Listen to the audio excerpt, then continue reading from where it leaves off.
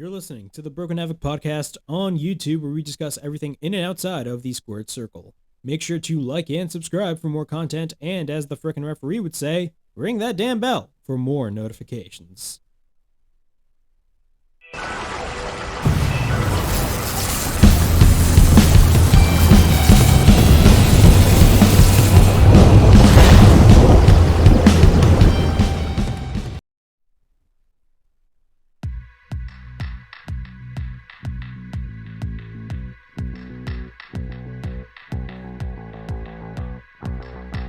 What's up, everybody? It is Broken Havoc here on the Broken Havoc podcast, here to review SmackDown from January 14th, 2022.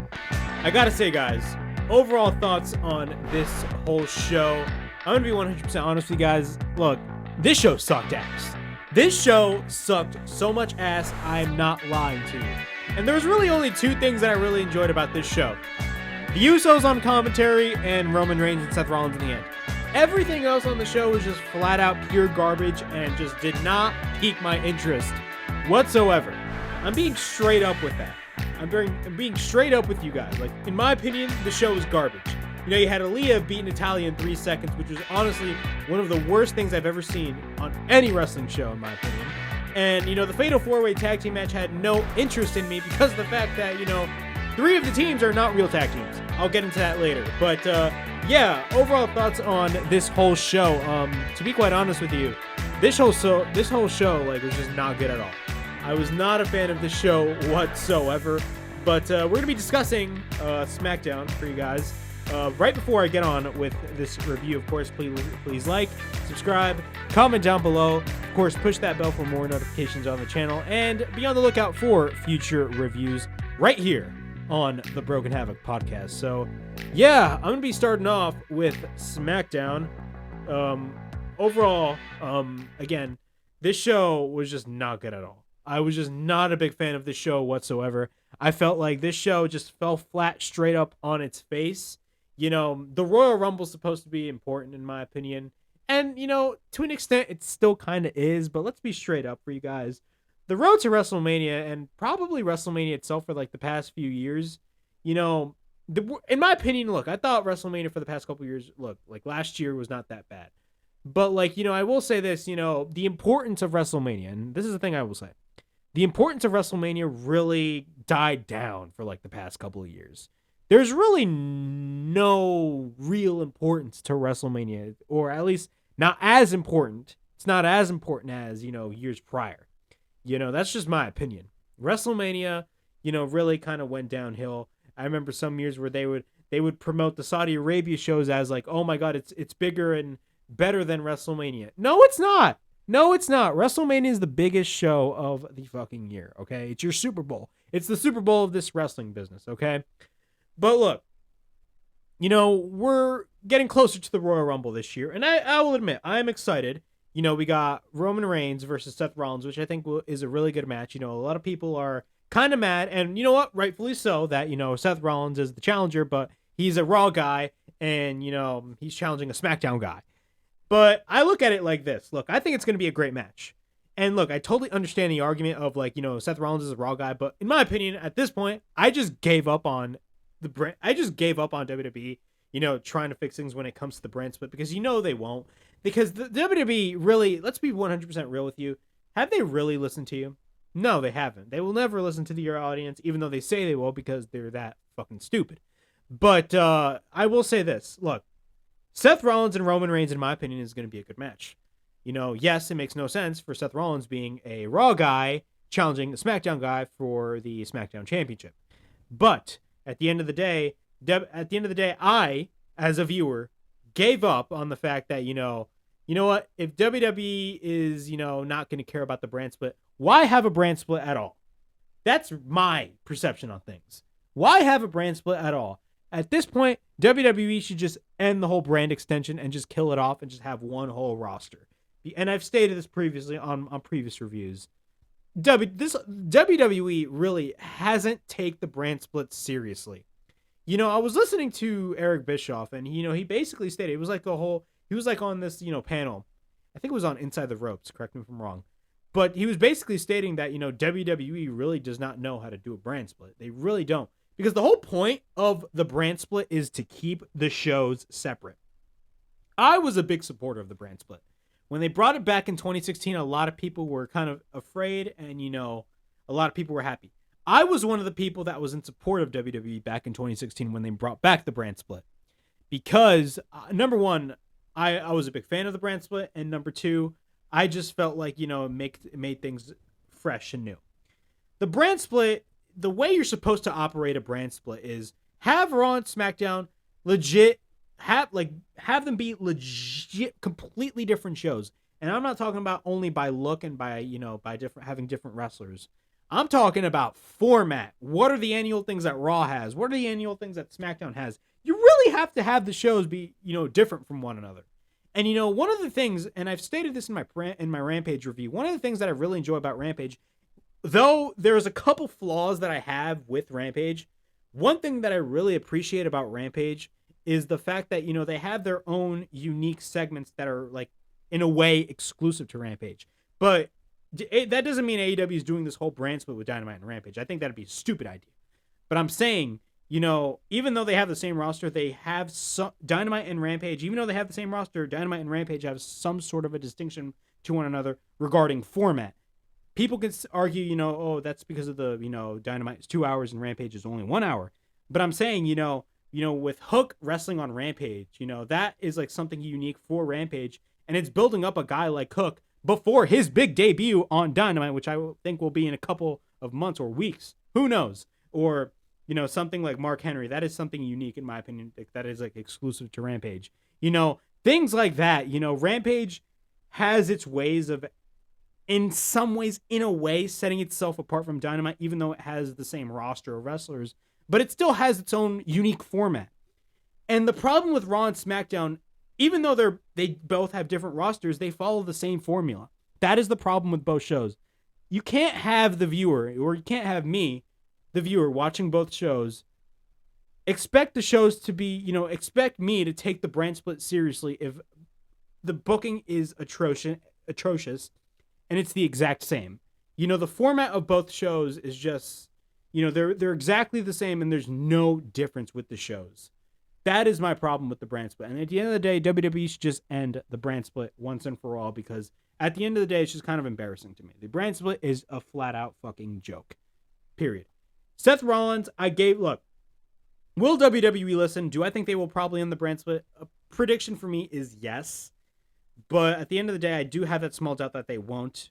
But honestly, I do not care about Seth Rollins facing Roman Reigns because of the fact that for the past couple of weeks, WWE just didn't give a single shit about the brand split. So why should I care about the brand split?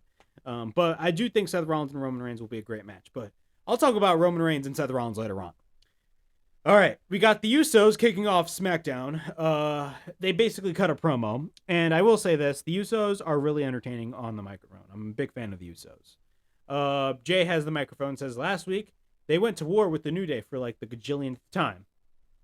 They beat the New Day, but they respect the New Day because they're the only team that they ever pushed them hard, like legit crazy. That was the New Day. Jimmy says they let everybody know that they run the show. They let everybody know who the Bloodline is. They let everybody know who the best tag team is. They let everybody know who that we the ones. And but the grind don't stop. They should be celebrating. But management is lining up, and they're about to knock them down. There's a Fatal 4-Way tag team match with the number one contender to face the Usos for the SmackDown Tag Team Championships. The Usos then, do the ring announcing for each of the teams. And this is my problem. This is like my main problem with this whole match. So you're having a Fatal 4-Way match with the winner facing the Usos for the tag titles. 3 of these damn tag teams are not real tag teams. You have Angel Garza and Humberto, which is a makeshift tag team. Cesaro and Mansoor, a makeshift tag team. Jinder Mahal and Shanky, which is a terrible name, a makeshift tag team. The only real tag team is the Viking Raiders. Again, WWE does not like tag team wrestling. They do not like tag team wrestling. If you want to watch real tag team wrestling, watch AEW Wednesdays and Fridays. Period. That's where the real tag team wrestling is at. WWE programming, forget about it. They don't have any real tag team. Like the best tag team in the WWE, to be quite honest, is the Usos, and they're the tag team champions. But like, let's be straight up. How am I supposed to take this Fatal 4-Way match seriously if 3 of the teams are not real tag teams? You know, I complain a lot about the women's tag team titles, and you know, a lot of people, you know, have the same perception that I do. You know, the women's tag team championships are useless because of the fact that there are no real women's tag teams on the women's roster. That is the problem.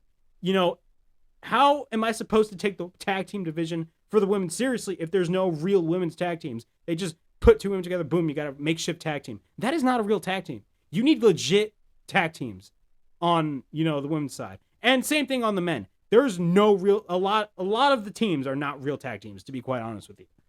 Like, how am I supposed to take this tag team division seriously?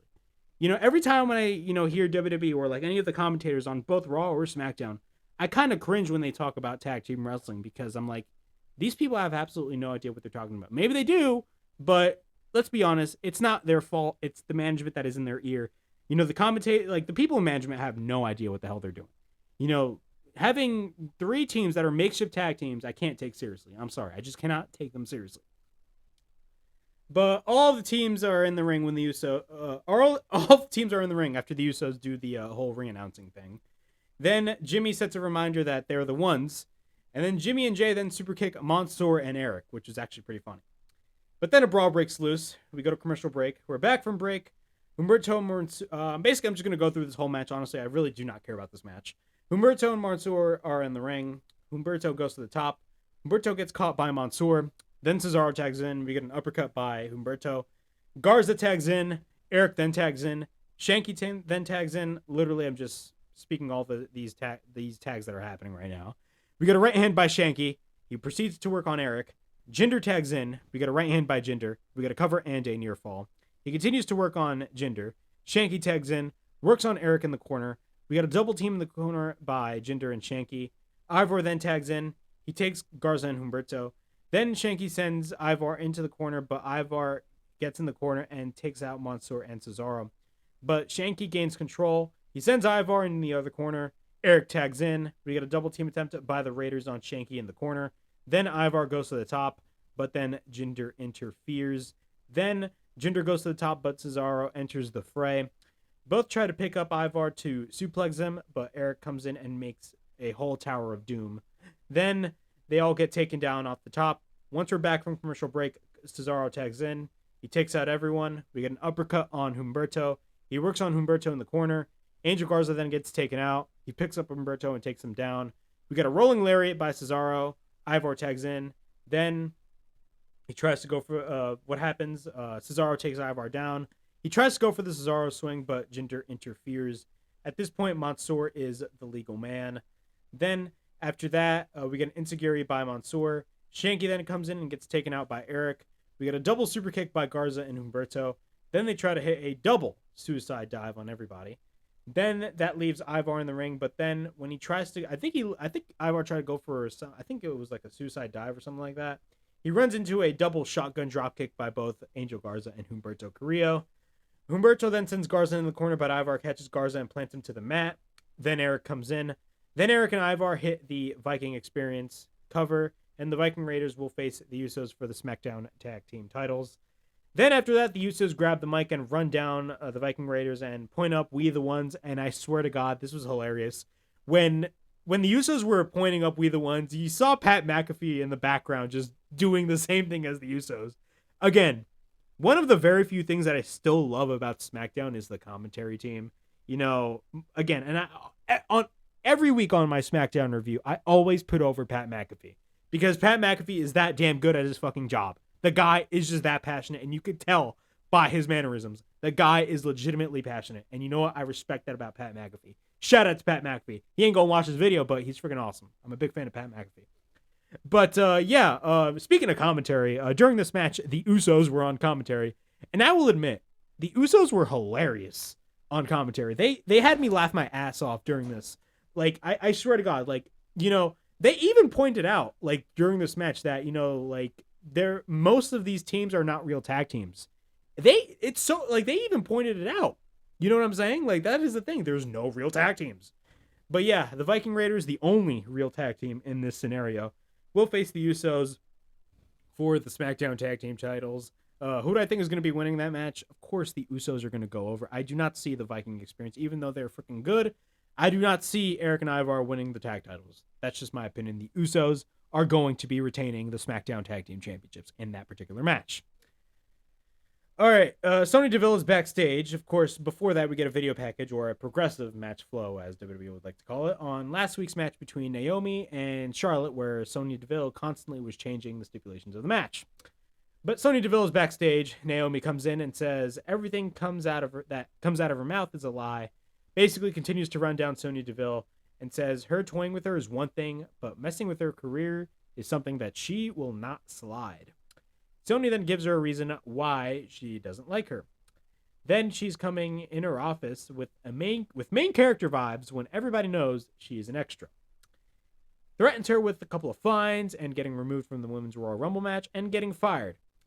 Then Adam Pearce comes in and basically states that it is really hot in the room, a common occurrence during this show. Okay, first off, this whole thing with Sonya Deville and Naomi, though it kind of piqued my interest a little bit. To be honest, I'm not really as invested in it. And I've stated this before, and I will say it again. The best thing that WWE can do with Naomi is have her join the bloodline. Why aren't they pulling the plug on that?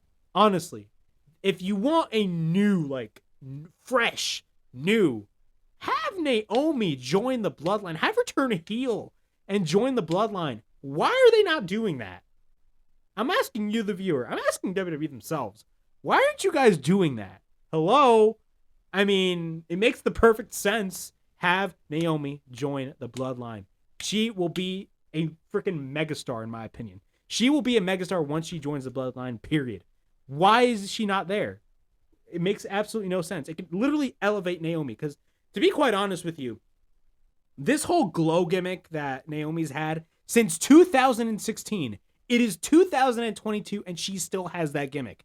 In my opinion, it ran its course. She needs to reinvent herself, and the best way to reinvent herself is to join the bloodline, period. It will literally elevate Naomi to the title scene and have her be in the main event constantly more.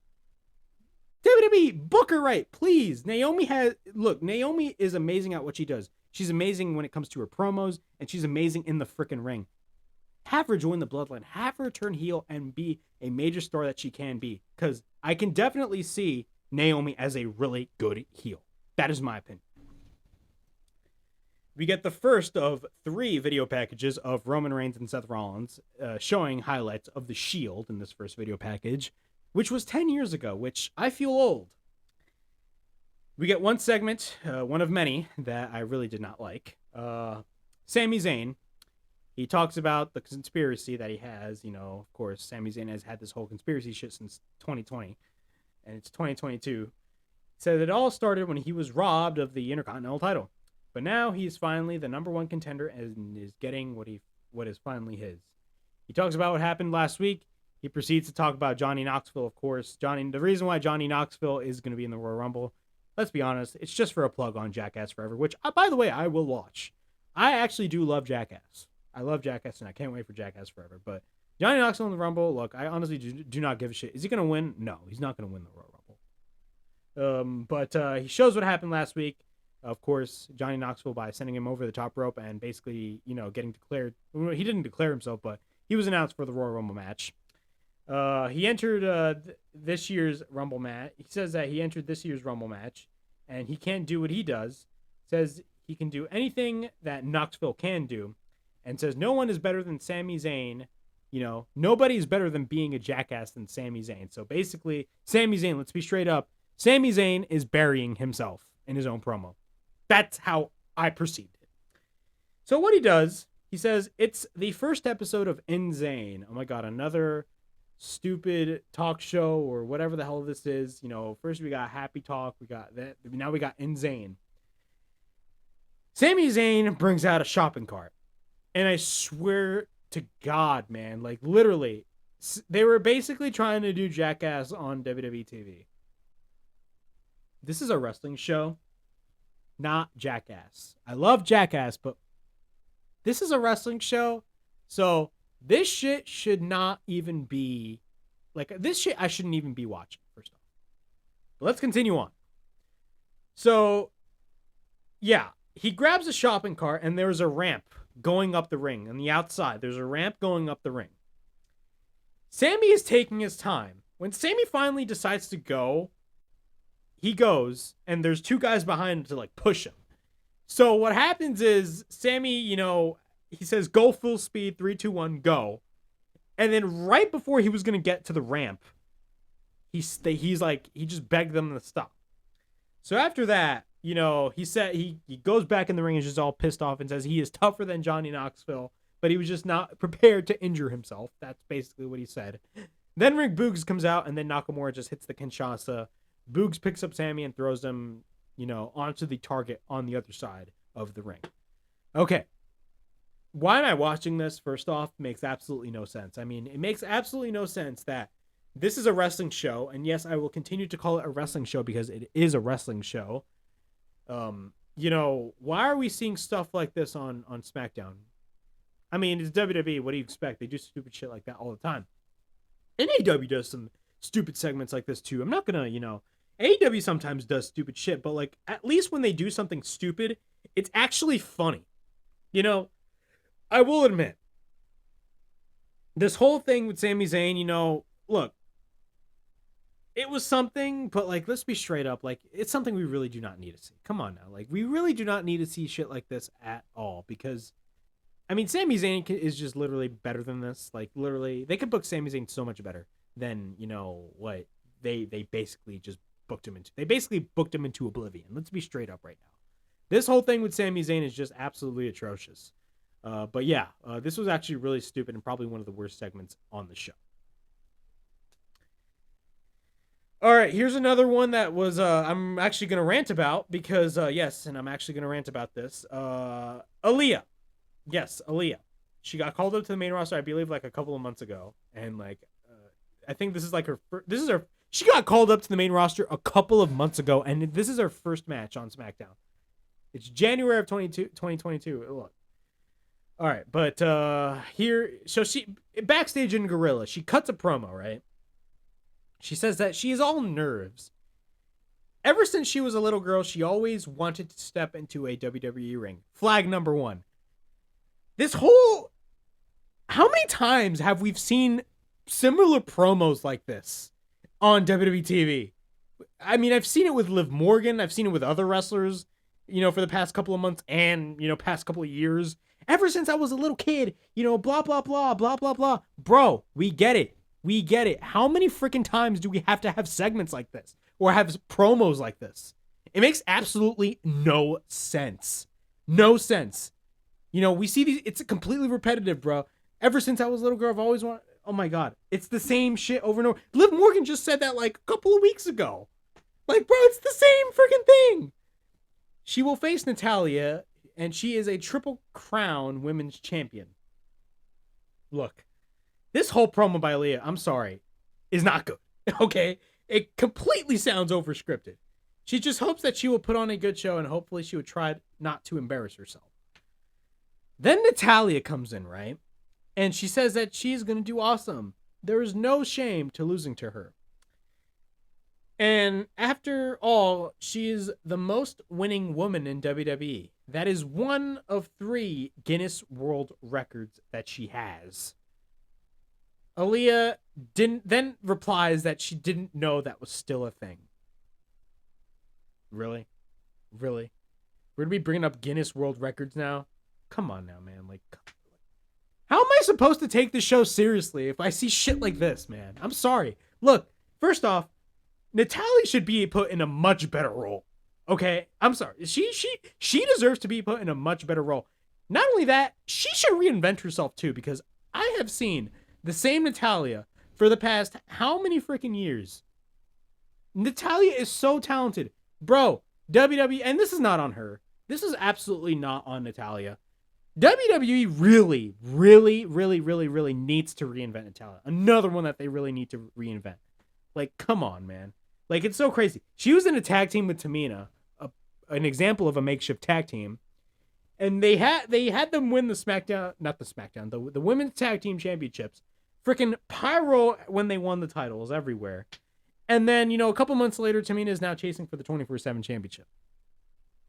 Again, how am I supposed to take the show seriously?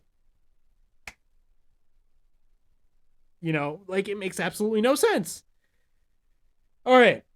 Natalya, once Aliyah makes her entrance, Natalya then gets interviewed backstage in Gorilla and says that, she is a 3-time Guinness World Record, winner. And, she states all of them. The most matches of any woman in WWE history. The most pay-per-view matches of any woman in WWE history. And the most victories of any woman in WWE history. Tonight, she's going to set a 4th world record, beating the record of 3.8 seconds for the fastest victory of any woman in WWE history. Okay. So we're now focused on records now. We're now focused on winning records. Again, for the 3rd time, how am I supposed to take this shit seriously? Real answer, I don't. All right. So we get Aliyah versus Natalya. Before the match starts, Natalya just goes on and just goes straight for the attack. Before the bell rings, she attacks Aliyah. The referee then goes to Aliyah and, he asks her if she's all right and basically states that, she cannot compete. But then Aliyah just begs the referee, no, she can compete. What happens? The bell rings. Well, the referee first accepts that, all right, fine, she will compete. And the referee, just rings the bell. What happens? Aliyah then just rolls up Natalya. 1, 2, 3, and that is the win. Okay. For the 4th time. Again, how am I supposed to take this seriously? That is the key question. That is the key question of this review. For you watching this video, this review on this channel, on this podcast, how am I supposed to take this shit seriously? The real answer is, I don't, for the 4th time. This stuff right here irks the living shit out of me. Because WWE is known to do some stupid things. They really do. But it's like they don't take themselves seriously because they know they're getting paid billions of fucking dollars. And you know what? It is a damn shame, man, that we have come to this. And that is not even the worst part. I don't know why, man. This even pissed me off even more watching this. So when Aliyah won the match, the ring announcer was like, here is your winner, Aliyah. And then the ring announcer was like, I've just been informed that Aliyah won the world record of fastest win of any woman in WWE history. That right there irked the hell out of me. Why? Why is the ring announcer stating stuff like that? That is another thing that really, kind of irks me because, a ring announcer is just supposed to state the winner and if it's a title match, blah, blah, blah. Stating that, she is the new fastest record, or, whatever in WWE history. To me, it's kind of a joke. A joke. Like, that is the problems with this show, man. That they treat everything like a joke, and like it irks me, and it irks the viewer watching on television because really the only thing that they're going to be doing is grabbing the remote control right here and changing the channel from Fox to, like, I don't know, maybe TNT. Like, come on now, man. Like, you can't do shit like that. This is the product is so bad right now, and this show itself was just really bad, man, that, I really just did not want to really come with you guys on the review because it just, again, stuff makes no sense. You have to use logic, especially in wrestling. The viewer, there's some, there are going to be some casual fans, especially on social media, especially on Twitter. You see a couple of tweets on Twitter that, are really questionable, but at the end of the day, it's their opinion and I get it. But like, you sometimes see really bad takes, right? And, you see, some of the tweets that you would see of them defending this, how can you agree on that? I'm sorry. But yeah, this thing was just absolutely terrible. The whole Aliyah thing, with her beating Natalya in 3 seconds. Again, I can't take this seriously. I can't. All right. We get a video package of Roman Reigns and Seth Rollins on, Seth turning on the Shield back in 2014. All right, we get a Lita segment, and Lita's back. She's gonna be in the Women's Royal Rumble, and look, I've talked about the Women's Royal Rumble last week on the SmackDown review, and I talked about how WWE brought back Mickie James, who is the current and still is, because she did beat Deonna Purrazzo for the Impact title, the Impact Knockouts title. I believe it was this past Saturday at the Hard to Kill show. They're bringing back Mickie James, and they did mention her as the Impact Wrestling Women's Knockout Champion. Pat McAfee did state that on commentary. And a lot of people on the Impact roster were like gloating about, WWE finally entering the Forbidden Door and all that stuff. Of course, this whole past year in 2021, AEW has been partnering with other promotions, talking about the whole Forbidden Door and all that stuff. And is this a scenario of WWE entering the Forbidden Door? The short answer is no. This is only going to be a one-off thing. But one thing I've been, when they were naming the whole slate for the whole Women's Royal Rumble, I kind of cringed because of the fact that the majority of the women that were in that 30 women Royal Rumble match are almost all veterans, right? And WWE has released so many talented women this year alone, or last year alone, that you're like, now it's biting them in the ass, because now they have to bring back all these veterans, again, why are you releasing all this talent? Budget cuts? No, you're not releasing them for budget cuts. I mean, you're making millions of dollars a year and you're doing mass cuts. I mean, corporate America, guys. This is corporate bullshit right here. All right, but she says she's finally back home. We got a couple of Lita chants. She says that chant gives her chills. She's asked why she's coming back to participate in the Royal Rumble match. Lita says that she has more career highlights, like main eventing Raw, being involved in a TLC match, steel cage matches, all that stuff. Lita is one of my favorite women's wrestlers of all time. She's I'm being really honest right here. I'm a big fan of Lita. I've always been a fan of Lita since I was little. I was a huge Lita fan. But then she says that she's never competed in the Women's Royal Rumble match, and says that she has one more run left in her. Then, she says that she has to go through 29 women in main event WrestleMania. Then Charlotte Flair comes out, says that she will be the one to interview Lita, and says that she doesn't know that it was Flashback Friday. This is so extreme. It was so much fun reminiscing of the good old days. Says that she will be in the Royal Rumble match and will throw her out. Her question is, how is she going to handle the humiliation of her short-lived comeback and her WrestleMania dreams? Then Lita says that she is curious of how Charlotte is going to throw anyone over the top rope because of the fact that she has a big head. Then we get a bunch of giant head chants by the crowd. And then Charlotte says that it's real funny that she brings up Trish because she actually begged her for a match. And of course she says yes. And then she put a hell of a fight, but she lost. She broke her.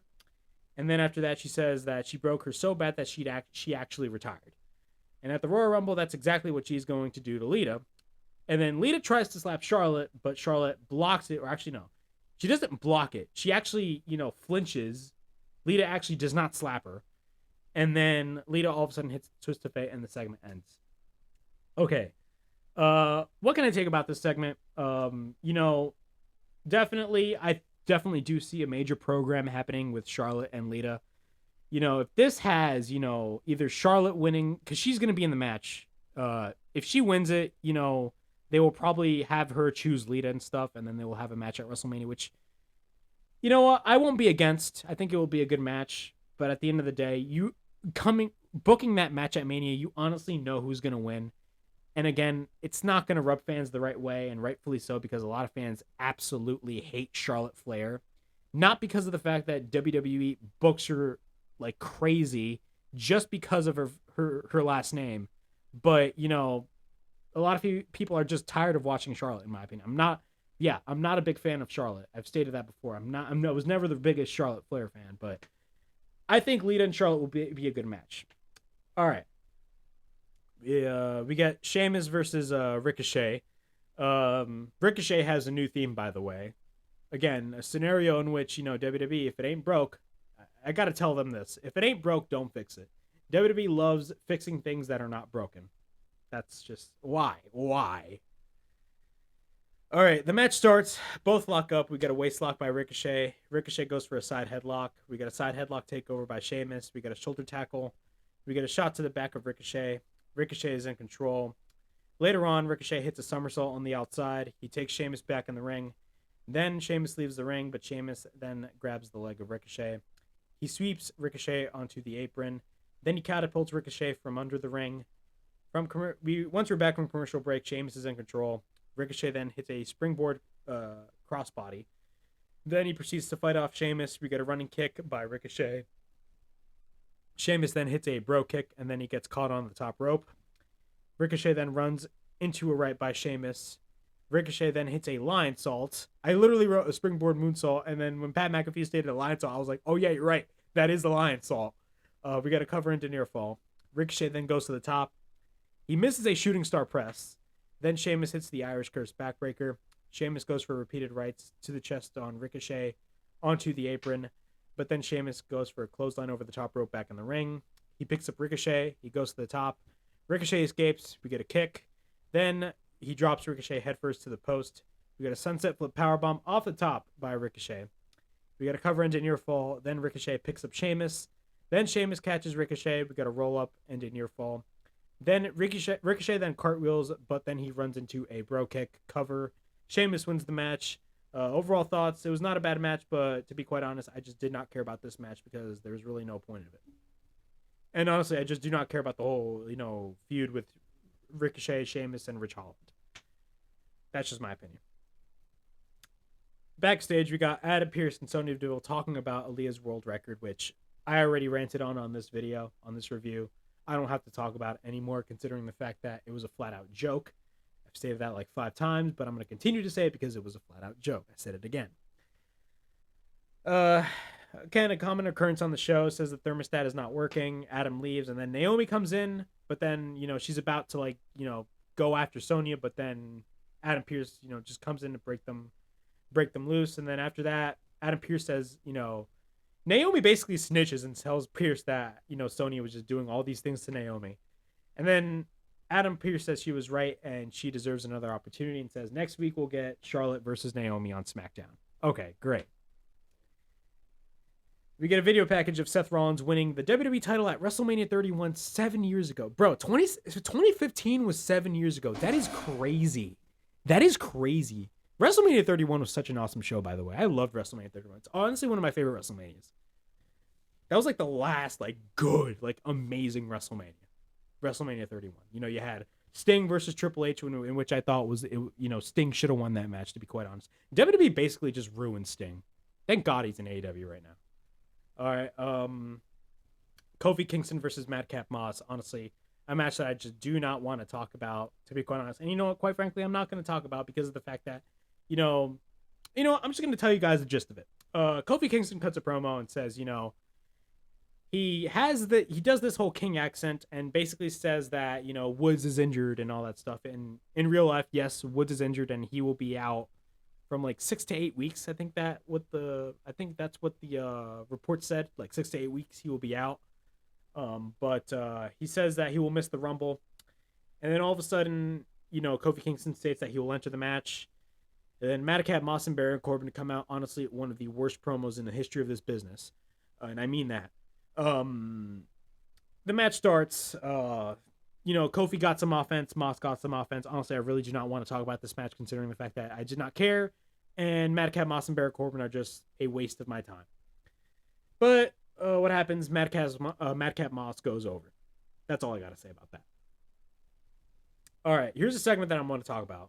Seth Rollins and Roman Reigns. And this is one of the only good things that I actually really enjoyed about the show. Again, a lot of people were complaining that Seth Rollins, being a Raw guy, is challenging a SmackDown guy for the championship at the Royal Rumble, which I understand the argument, but I gave at the end of the day, who honestly cares? Because let's be real with you, WWE really didn't take the brand split seriously. They still don't take the brand split seriously. At the end of the day, just merge the rosters, period. Just merge the rosters, because WWE does not know how to have 2 distinctly different shows. That's my opinion. But I will say this. This segment was awesome. Roman Reigns being your typical Roman Reigns, heel Roman Reigns is the best Roman Reigns, period. And, the casual things that Roman Reigns says in his heel promos, I will say, is just really entertaining because it's the most simplest things that he says that are just really fun to listen to. I just do not know why. It's just really entertaining. But Reigns states before that, he says before he basically states anything, of course he tells Omaha, I forget what city were they were in. He tells the city to acknowledge him. But yeah, he tells them to acknowledge him. My bad if I botched the city. Forgive me, please. Rollins acknowledges the fact that he is. This is quite the moment.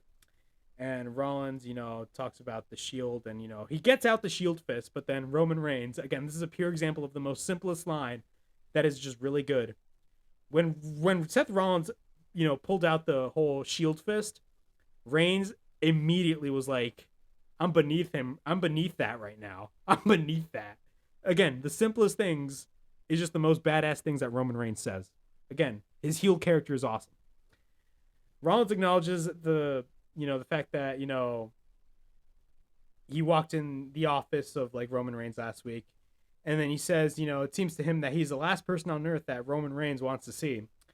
Then he says that there's a track record in singles matches and it's pretty one-sided. Of course, you guys remember they did wrestle a match way back in 2016 back at Money in the Bank, which was a really good match. But of course, Seth Rollins did beat him clean, but then Dean Ambrose cashed in the Money in the Bank, and you all know what happened there. But yeah, after that, he says he won all their matches, and I believe they did wrestle in the draft 2 years ago. But then Reigns laughs and says that he's here talking about the past, which was funny as hell. And then he says he must be sleeping under a rock. And then, again, a pure example of just awesome heel Roman Reigns. He says that he is on God mode right now, which was hilarious. And says he's the tribal chief, head of the table, the provider here. He's the greatest of this generation, the greatest universal champion of all time, blah, blah, blah. Your typical Roman Reigns stuff. Your typical Roman Reigns lines. And then Rollins states that he came out here to acknowledge all of his success and says he has a question for Reigns. Can he look himself in the mirror and says that he done all of that by himself? Because without Roman Reigns, Seth Rollins is just fine. He was climbing his way up the ladder when he was riding the pine in the CFL, which is a knock on Roman Reigns' pre-WWE career, which he was a football player, which was actually pretty hilarious. Then he was holding his hand left and right, blah, blah, blah. Then when he was sending him packing, he still had the bloodline. And the real question is, does he really understand who the greatest is? Let's not forget, he created him and he can destroy him. Okay. Then, after that, Roman Reigns says that he's a waste of his time. And he looks like a clown, he sounds like a clown, and because he is a clown. And he clearly doesn't have the star power that he has. And he doesn't reach the levels that he reaches. And this was my favorite line of this entire promo, and arguably a lot of other people's favorite lines from this particular segment. Reigns stated, and he had the balls to say this. He said, this is what he stated right here.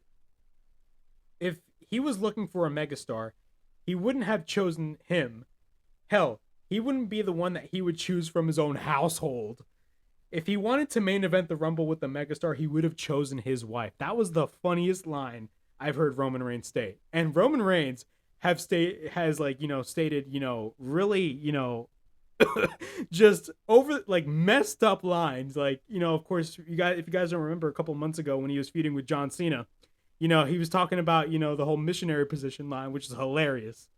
Again, heel Roman Reigns is freaking awesome. He's hilarious, man. And again, the most simplest things that Roman Reigns says is it's just golden, period. He like him, and I've stated, look, Roman Reigns and Kenny Omega are like the two best wrestlers in the world, period. But yeah, after that, then the Bloodline attacks Rollins from behind, but then Rollins escapes. Then he goes back in the ring and then faces Reigns, but then the Usos come back, and then Rollins escapes again, and the show ends. Okay, overall thoughts on this segment. This was not a bad segment whatsoever. I really enjoyed this segment. It was a fun segment. And, of course, we're headed towards the Rumble, which I believe is in like 2 weeks. But, again, do I think it's going to be a good show? Yes. I think there's going to be a little bit of flaws with the show. But usually for the past couple of years, WWE really hasn't taken seriously, the road to WrestleMania as it should be. It should be important. But, yeah, we got the Royal Rumble coming up, and I will say, the two main events, you got Lesnar versus Lashley, which I'm definitely excited for. Again, I've stated this before. WWE has this mentality of like, first not listening to the fans when it comes to a particular match that everybody wants, but then a couple years later, pass by, and then all of a sudden, WWE finally gives the match that we've always wanted, but it's like a situation where it's like too little, too late. WWE's always late on things. I just do not know why, man. They're so behind with the times, bro. WWE's that company where like you hear in interviews that Vince McMahon, has, like he says, "Oh, we change with the times," but let's be straight up, they do not change with the times at all. Okay, the whole company is the owner is like 70-something years old, period. Look, Vince McMahon is a good businessman, but creatively, he's out of touch now. I'm sorry. But yeah, that was my SmackDown review from January 14th, 2022. Overall thoughts, it was not a bad it was a bad show, but like really the only things that were good on the show was really this last segment and the Usos on commentary. That's it. Like that was like those were the only good things on the show. Everything else on the show, pure garbage, pure flat out garbage, comedy that makes absolutely no sense whatsoever and just really made me embarrassed to be a wrestling fan. But yeah, that was my SmackDown review. Yeah, it was just a crappy show overall, just a crappy show. Rampage definitely was the better show in my opinion. The best show of the week was definitely Dynamite. I will say that. And I'm not saying that because, I'm not being an AEW shill. I'm just saying that because I genuinely believe that AEW has the better product right now. But yeah, that was my SmackDown review. Please like, subscribe, comment down below, push that bell for notifications, and be on the lookout for my future reviews. And this is Broken Havoc from the Broken Havoc Podcast, signing out.